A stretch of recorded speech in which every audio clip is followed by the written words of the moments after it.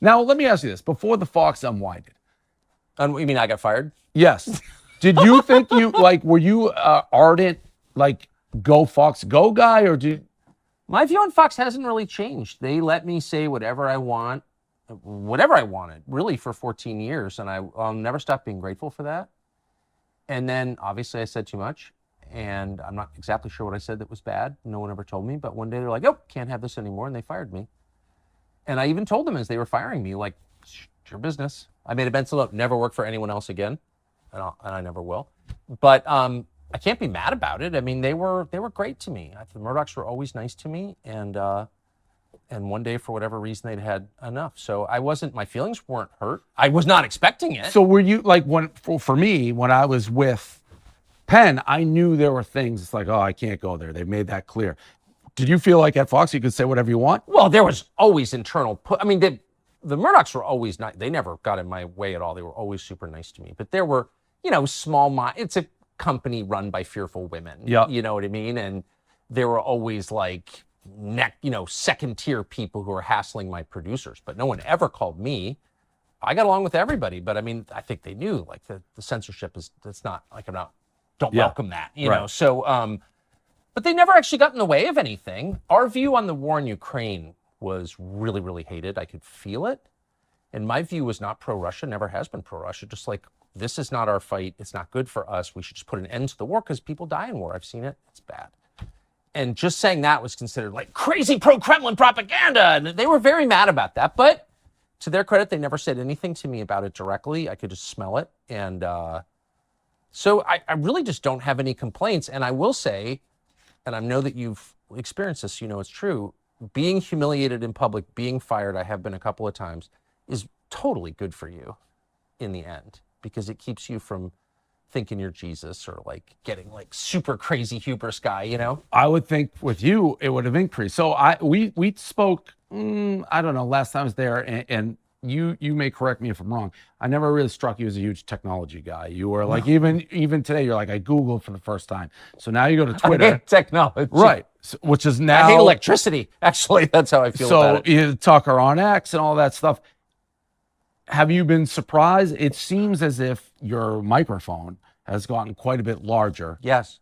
So have you been surprised by that? No, I've been grateful for it. I mean, we, within hours of getting the boot, thankfully they fired my executive producer, Justin Wells, within 4 minutes of firing me. Yeah. And he really didn't do anything wrong. He was the best producer in all of television, and everyone knew it. And Fox has a lot of nice people, a lot of very incompetent people, obviously, running it. And he was one of the only competent people in the whole business, but they fired him too. And within, an hour of that happening, Elon called him and said, you should come to Twitter. So I'll never stop being grateful for that. We don't work for Elon or anything, but we're using the site like everyone else uses it, which is as a platform that's not censored. And I'm super grateful for that. I do think the downside to social media is you can get involved in people's responses too much. Yes. No, that's soul death. Yeah. It's so. So do you just ignore it all? Oh, I really try to, because underneath. Because they were talking about you just as much when you're on Fox. Oh, I never looked at anything. I never read. I know who I am. For all of my many faults, I know who I am. And I don't need other people to tell me who I am. Right. And I don't, if my wife has views or my children have views or my college roommates, have a view, I'll listen and pay attention. But someone I never met, I don't give a shit what Do you care about the numbers? With the Trump thing that you just did. Austin, my guy, he's it's 100 million, it's 200 million. It's numbers that are beyond compare that you really couldn't see in Fox. Do you care at all about? Do you look holy shit? We're starting out, so you want to, you want to show a force, and we're still here, and whatever. Paul Ryan didn't like me, but you can't make me shut up. So I think it does send a message that I think is good, not just for me, but for the country. But no, I'm not a numbers person at all. And I never was on our Fox email ratings list ever. Not one time. Ask anybody who worked with me. And I didn't know how to read a ratings chart. I never looked at our ratings. I would say to my producer once a month, how are we doing? Still number one. Great. That was it. I don't look at that stuff because I don't want to be self-aware, because self-awareness leads to self-obsession, which leads to narcissism and misery. So just stay away from yourself. We think about ourselves enough, don't you think? I'm a numbers guy. No, but you run a business. Yeah, so I don't. Yeah. You know what I mean? Right. I couldn't run a business. If I ran a business, we'd be broke the first day. It'd be tough to go broke with those numbers on Twitter. No, but I'm just saying, like, Yeah. I would No, I get manage it. to blow it all or just not. I don't. That's not my gift. I talk. I don't do business. So that Trump Is your dad a business guy? he fancies himself one, but I would not say he's one. He fancies himself one, but no, not really. He was an attorney. His attorney was attorney, but no, not really business. I'm more in the business side. Yeah. Clearly, you have a gift for it. I just don't. Yeah, I mean, I'm fascinated on the whole you to Twitter thing on the business side. Forget what you're saying was doing all of it. Like, well, the business side's super interesting, but I really try and think only of the story and of what is the lie that we want to combat. What is the thing you're not allowed to say that you have to say and you're going to say? And also, I'm 54 and my kids are grown, so I don't really give a shit, actually. What are you going to do to me? to me, the Trump interview seemed like something it looked like you guys were sticking it to Fox. Well, I would never want to stick it to Fox, but Trump called it. No, I'm not mad at Fox. I'm really not. But the timing of it.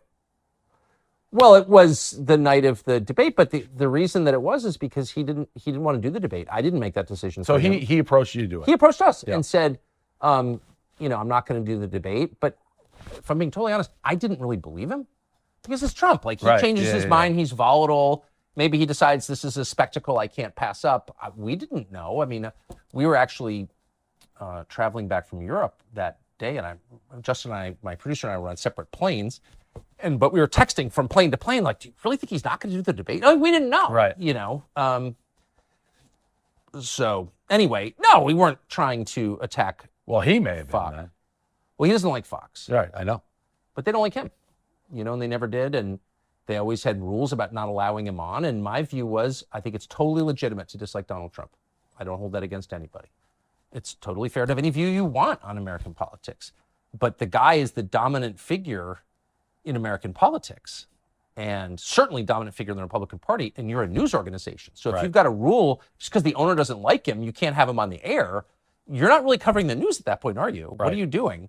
You're lying, actually. Right. So that makes it no different than that's any exactly of the other right. networks. It's exactly right. Yeah. Bobby Kennedy, who I happen to love, not everyone does, but that's my view of him, but they won't allow him on CNN or MSNBC. Can't go because they don't want viewers to hear what he has to say. Right. Well, I just look down on that, don't you? 100%. 100%. You got to be able to make your decision. Like, I thought he should have done the debate. Yeah. Like, to me, if you're voting on the president, you want to hear him debate. He's brilliant. He's the best to ever play the political game. So to become president, I think it was the right move not to do it. But for the betterment of the country, I think you should be on the debate. I kind of agree. I like the debates personally. I mean, how else is people going to decide? The problem is that the news companies that host the debates are so rotten and corrupt, and everybody knows it. The whole thing's rotten. The whole thing is rotten and corrupt. Is Biden going to be the nominee?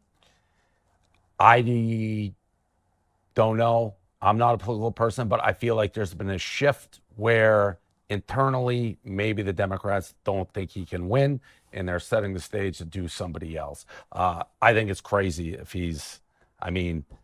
to be honest, I think both Trump and Biden are too old. I don't think you should be able to be that old and be president. But I think Trump certainly seems 100% more aware. I think Biden has got some serious dementia issues.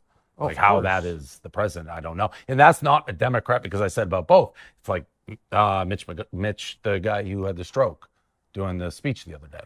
Mitch McConnell. Yeah, like what? How are these people running our country?